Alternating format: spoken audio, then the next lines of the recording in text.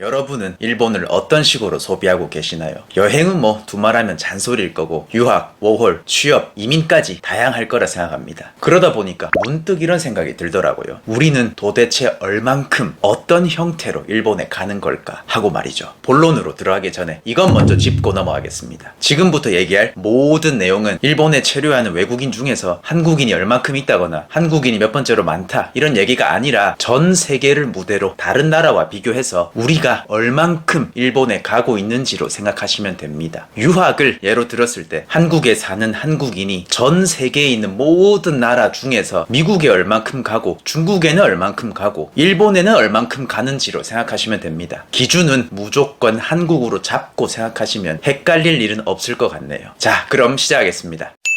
측정 연도에 따라 조금씩 차이는 있겠지만 최대한 최신 정보를 반영했습니다. 유학이든 워홀이든 취업이든 이민이든 뭐든 간에 놀랍게도 5손가락 안에 무조건 일본이 들어갑니다. 우선 유학부터 살펴보겠습니다. 한국인이 유학으로 제일 많이 가는 나라가 미국, 중국, 그 다음이 일본입니다. 일본이 무려 3위입니다. 두 번째, 한국인이 워홀로 제일 많이 가는 나라는 호주, 캐나다, 일본 순입니다. 워홀 역시 유학과 마찬가지로 일본이 3위인 것을 확인할 수 있습니다. 다음으로 우리가 그렇게나 관심 있어 하는 취업의 경우 일본이 2위까지 올라옵니다. 괜히 일본 취업 관련 영상이 유튜브에 도배된 게 아닌 것 같네요. 역시 다 그만한 이유가 있었습니다. 마지막으로 이민도 살펴보겠습니다. 이민이 되면 일본이 소폭 떨어져서 4위로 마무리하게 됩니다.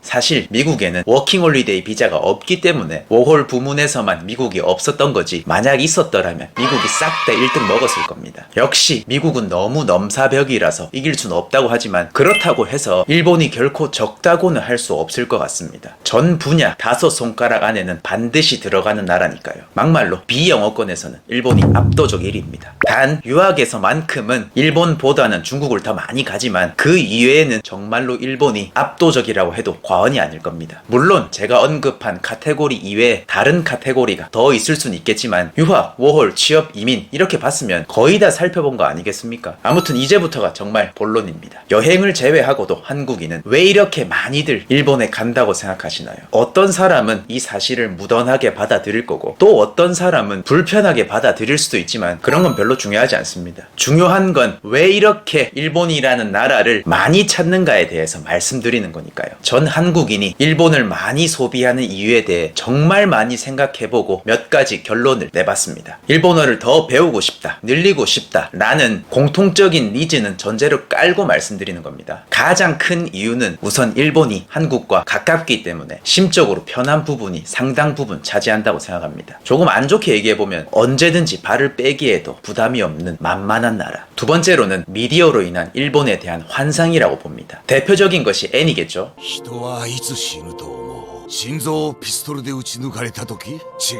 不治の病に侵された時？違う。猛毒キノコのスープを飲んだ時？違う。人に忘れられた時さ。俺が消えても俺の夢は叶う。病んだ国民の心もきっと救えるさ。受け継ぐ者がいりゃあな。もうすぐここに化け物がやってくる。俺の息子だ。手を出すな。安心しろよ、チョッパー。おめえのキノコじゃ俺は死なねえ。まったくいい人生だった。ありがとうよ、チョッパー。 애니가 일본어를 배우게 된 계기이자 일본어를 공부하는 수단으로 삼는 사람이 어디 한둘인가요? 아시는 분은 다 아는 아주 그냥 상식 같은 내용일 겁니다. 세 번째로는 일본어가 한국인이 배우기에는 비교적 쉬운 언어이기 때문이라고 생각합니다. 잘 생각해보세요. 인풋이 있으면 아웃풋도 있어야 재미가 있는 건데 일본어는 아웃풋이 꽤 괜찮은 언어거든요. 좀 전에 얘기했다시피 애니라는 좋은 공부 수단도 있으니까 공부 자체가 질리지 않는 것도 명백한 사실일 겁니다. 다만 여기서 하나만 당부해 말씀드리자면 사실 일본어는 정말 어려운 언어입니다. 그저 한국인한테는 다른 나라 사람에 비해서 비교적 쉽다라고 보는 게 맞습니다. 마지막이자 제일 중요한 포인트이기도 한데 결국 일본이 선진국이기 때문이라고 봅니다. 돈을 벌기에도 벌어서 한국에 가져오기에도 무언가를 배우기에도 수지타산이 맞다는 말이거든요. 제가 이렇게 얘기하면 분명 이렇게 반박이 들어올 것 같은데 지금은 엔저라서 돈 벌기 힘들다. 이미 한국 임금이 일본을 추월했다. 일본에서 받은 월급으로 생활비 쓰고 나면 남는 거 없다. 뭘 남겨오냐 라고 할 순 있습니다. 그런데 그만큼 생활 물가가 싸진 거니까. 일본에서 공부를 한다고 했을 때는 또 그만큼 좋을 수도 있는 거 아니겠습니까? 돈도 돈이지만 결국에는 일본이 선진국이기 때문에 있어 볼 가치를 느끼는 것 같습니다.